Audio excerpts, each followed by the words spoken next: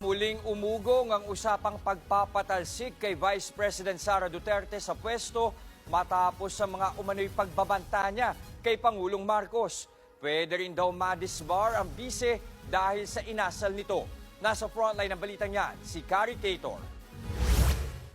Planchado na raw ang impeachment complaint na ihahain ng grupong Bagong Alyansang Makabayan laban kay Vice President Sara Duterte. Kasunod yan ang naging pahayag ni VP Sara na sakaling may masamang mangyari sa kanya, may inatasan na umano siyang patayin si Pangulong Bongbong Marcos, ang First Lady Liza Araneta Marcos at si House Speaker Martin Romualdez.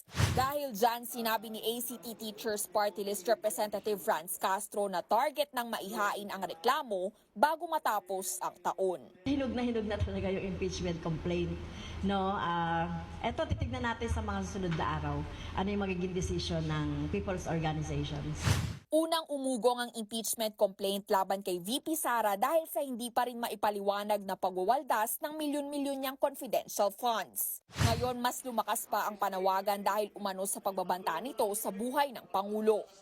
Para kay dating Senador Laila de Lima, bukod sa impeachment, pwede ring ireklamo ng iba't ibang criminal charges ang bise dahil sa ginawa umanong pagbabanta kay PBBM. Kabilang dyan ang grave threat, illegal utterances, cybercrime at libel kung hindi niya mapatunayan ang mga paratang laban sa Pangulo. Threatening a sitting president is a serious matter. Hindi lang yan grave threat. Opo. Pero kung meron bawa design to be able to, kung may criminal design na mag-incite ng sedition, ay pwede rin inciting to sedition. Ang pinakamalala, posibleng makasuhan pa raw si VP Sara ng attempted murder. Ayon sa dating presidente ng Integrated Bar of the Philippines na si Egon Cayosa, pwede ring mapadisbar si VP Sara.